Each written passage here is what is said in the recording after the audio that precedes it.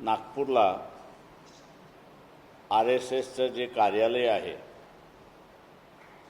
या कार्यालयावरती धरणा म्हणा मोर्चा म्हणा आयोजित करण्यात आलेला आहे। मुंबईमध्ये जी बैठक झाली त्या बैठकीमध्ये काँग्रेसचे महाराष्ट्राचे अध्यक्ष हर्षवर्धन सकपाळ, आप पक्षाचे असणारे प्रतिनिधी,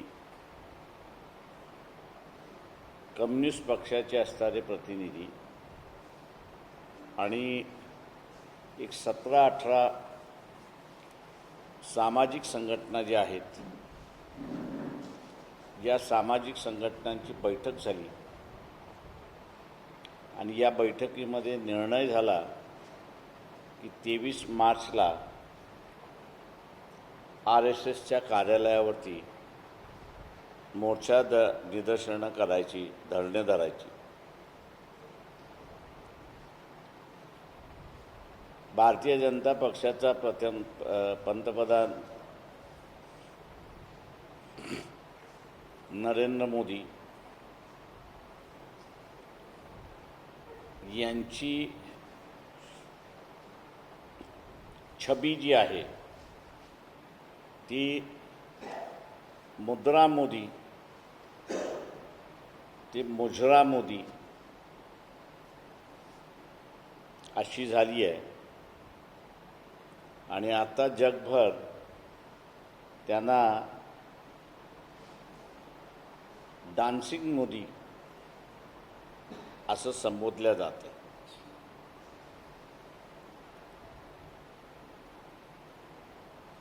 मोदींमधला असणारा हा जो बदल आहे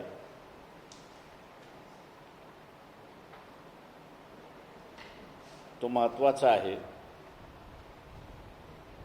कारण का त्यांचं नाव एस्टीन फाईलमध्ये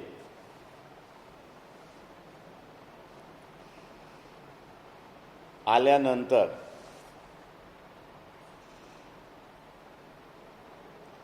त्यांचं पंतप्रधानपदी बसणं योग्य नाही। देशाला धोका आहे, देशाचं सार्वभौम हे धोक्यात आलेली आहे। भारतीय अर्थव्यवस्था सुद्धा धोक्यात आलेली आहे आणि त्यांचं नाव एस्टीन फाईलमध्ये आल्यानंतर उलटसुलट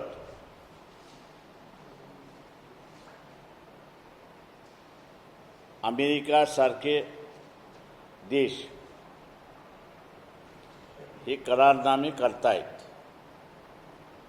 उदाहरण आपल्या सगळ्यांसमोर आहे की रशियाकडून आपल्याला याच्या अगोदर कच्चं तेल स्वस्तात मिळत होतं, अमेरिकेने सांगितलं घ्यायचं नाही, मुजरा मोदीने ते घेणं बंद केलं।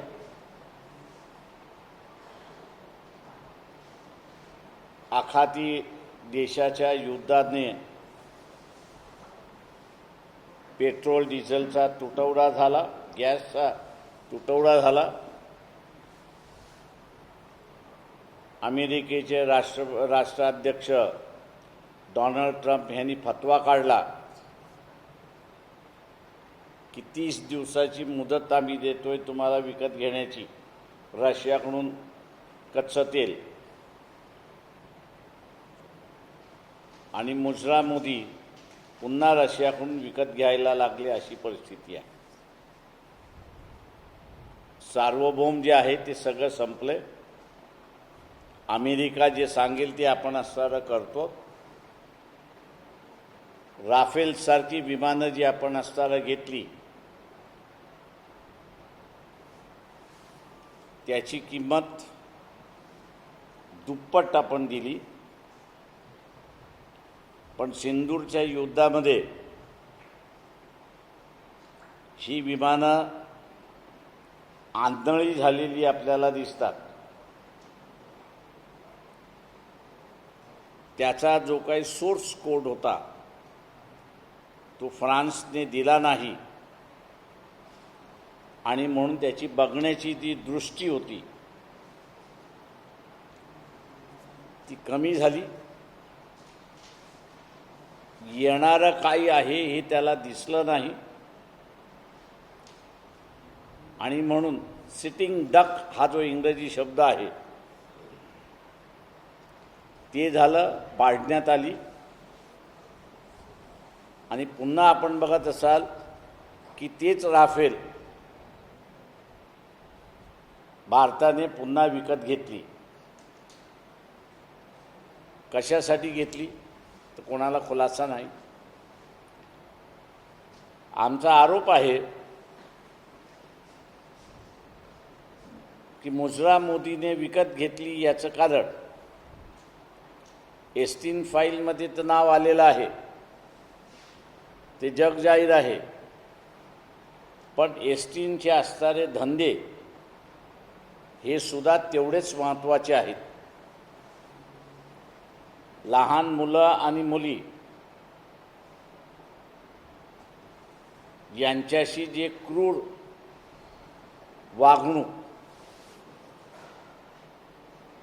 अनेक व्यक्तींची नावं त्याच्यामध्ये आलेली आहेत.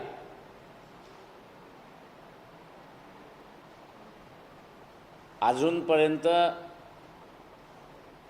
मोदींचं नाव नाही, पण ज्या पद्धतीने असणारं करारनामे केल्या जातात आहेत त्याच्यामधनं या एस्टीन फाईलमध्ये बरंच काही दडलेलं आहे मोदींच्या संदर्भात.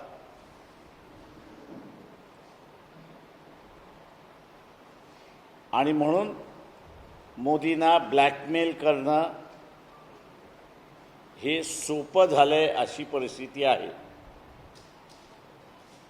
5 महिन्यापूर्वी 6 महिन्यापूर्वी शेतकऱ्यांची बाजारपेठ ही जगातल्या शेतकऱ्याला खुली केली जाणार नाही आणि करारनाम्यामध्ये आपण असं पाहिलं तर अमेरिकेचं ॲग्रिकल्चर प्रॉडक्ट हे 0 टॅरिफनी येईल आणि भारतातून जो माल जाईल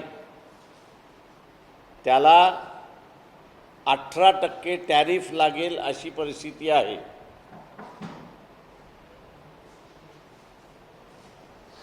कापसाला आज शासन 8,000चा भाव देते क्विंटल पाठीमागे. क्विंटलला 8,000 रुपये मिळतात. पुढच्या वर्षी अमेरिकेतला कापूस हा 6,000ला येईल.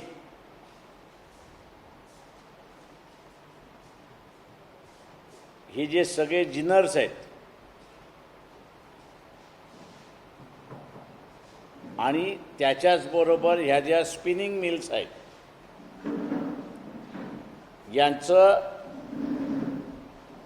गठबंधन होणार.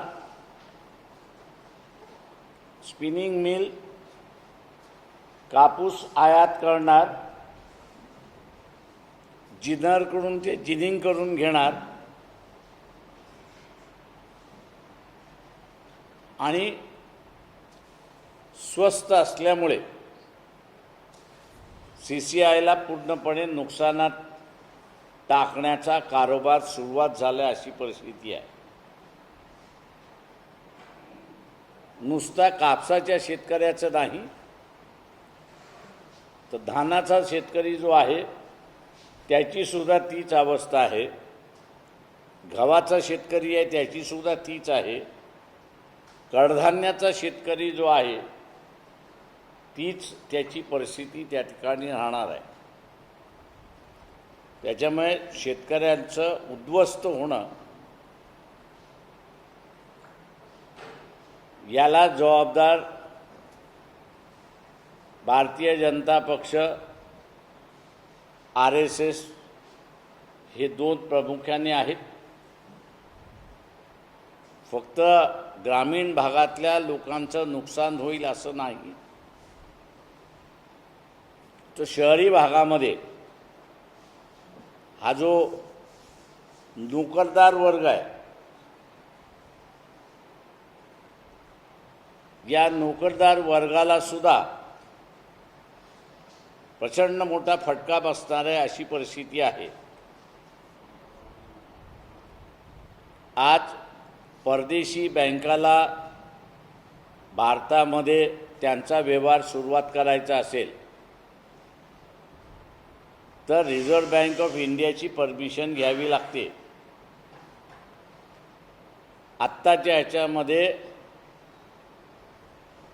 फायनान्स सेक्टर म्हणजे अर्थ विभाग हा पूर्णपणे मोकळा केलेला आहे आणि विदेशी बँकांना इथलं मार्केट खुलं केलं आहे अशी परिस्थिती आहे.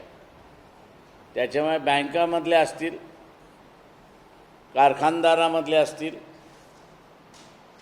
इथल्या कामगार वर्गाचं म्हणजे मेहनतीने काम करणारा कामगार आणि व्हाईट कॉलर कामगार हे दोघंही इफेक्ट होणार आहेत, बेरोजगारीच्या मार्गावरती जातील अशी परिस्थिती आहे.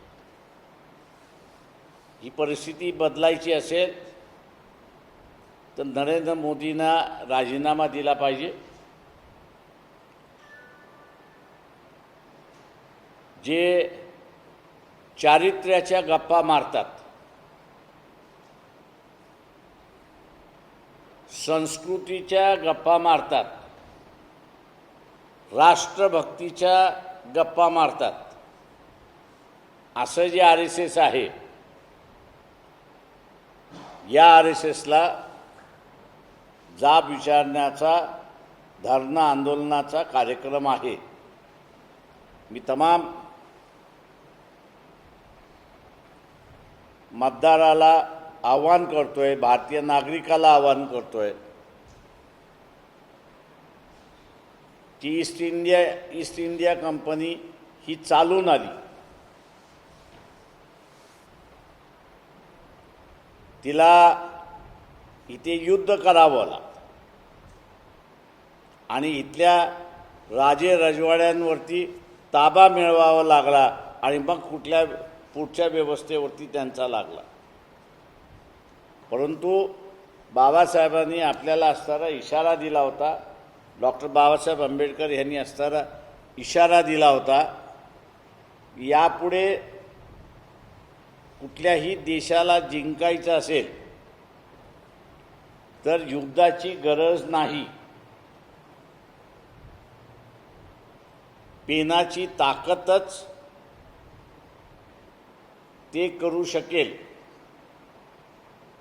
आणि करारनामे जे झाले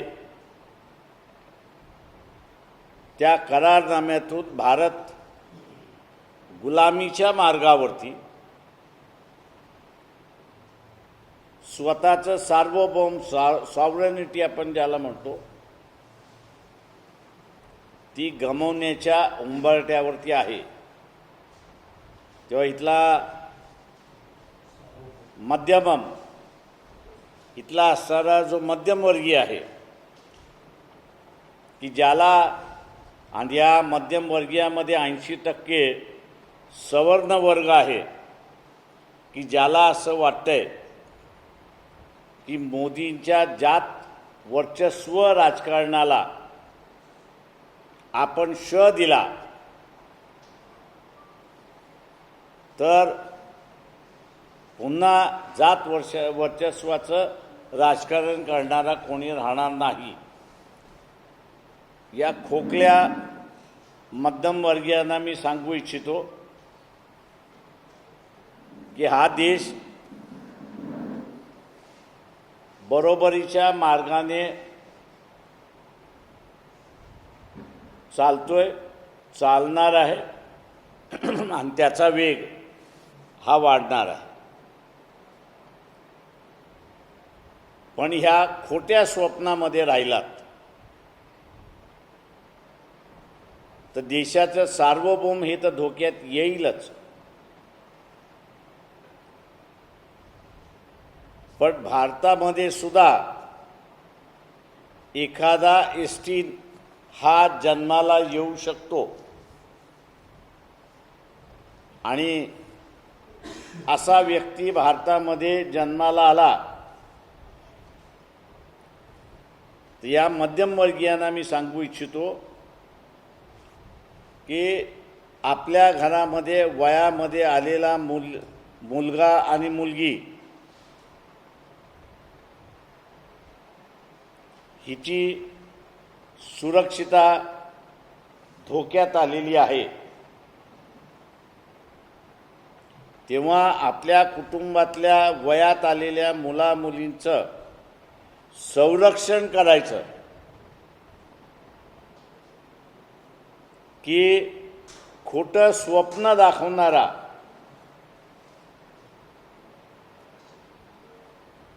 मुजरा मोदी याच्या जात वर्चस्वाच्या राजकारणाला बळी पडायचं हे त्यांनी ठरवायचं आहे. मी हा सगळ्या मध्यमवर्गीयांना आवाहन करतोय की आपण सुद्धा मोठ्या संख्येने 23 तारखेला आपल्या वयात आलेल्या मुलामुलींचं संरक्षण करण्यासाठी आपण सहभागी व्हा हे आवाहन मी करतो. आपण आता विचार.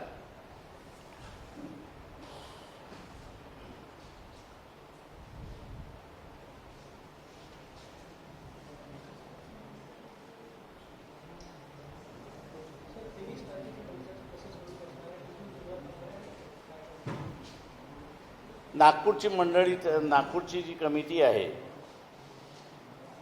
ती 1-2 दिवसामध्ये तो रूट ठरवेल आणि तो रूट ठरला की मग आम्ही तो आपल्याला कळवतो.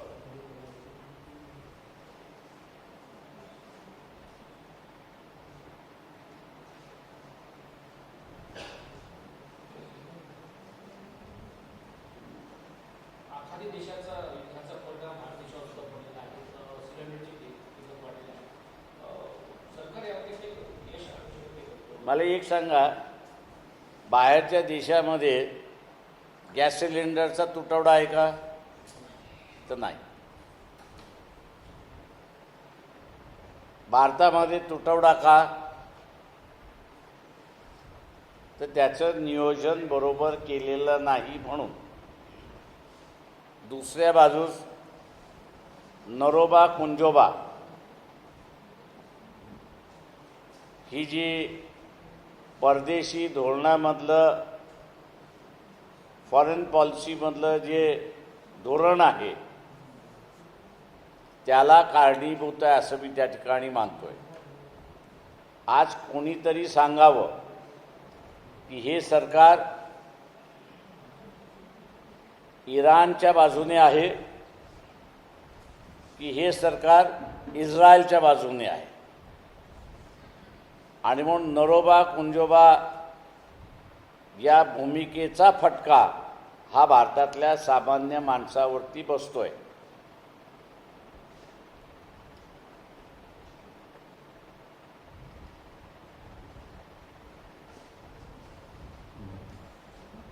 आम्हाला कुठेतरी वास येतोय की एस्टीम फाईलमुळेच इराण जे आपल्याबरोबर नेहमीच काश्मीरच्या प्रश्नाबरोबर राहिलं त्यांना आज आपण हवेवरती सोडलं. धमकी आली की काय की एक पत्र तुमचं निघालेलं आहे नाचण्याचं, उद्या आणखीन जे आहे ते रिलीज करायचं का आणि ते बाहेर पडू नये म्हणून मोदींना नरोबा कुंजोबाची भूमिका घेतली आहे का हा महत्त्वाचा प्रश्न आहे.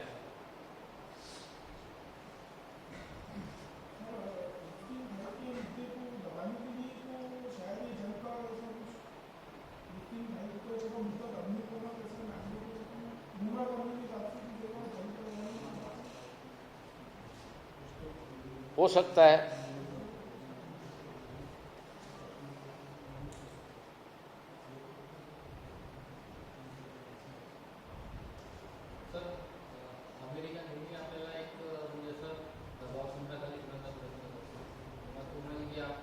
दबावाखाली कोणी तुम्ही असताना त्याचे गुलाम झालेला.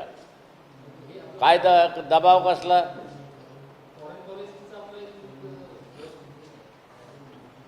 काय तुमचं सामान्य माणसाचं धर्माचं राजकारण सुरुवात झालं की देशाला गुलामीचं राजकारण सुरुवात होतं.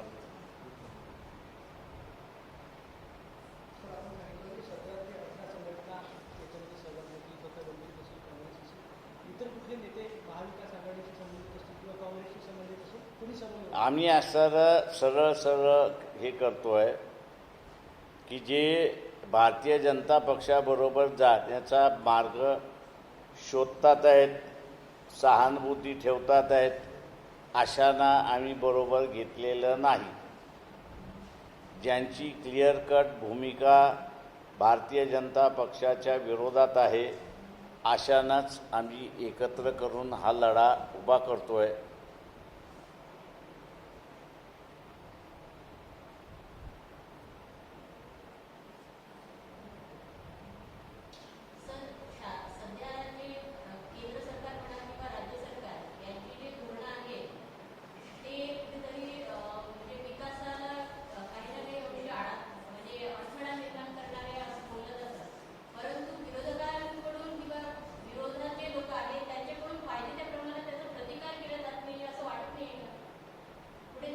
ते आता हे प्रश्न तुम्ही त्यांना विचारा, मी त्याचं उत्तर नाही देऊ शकत.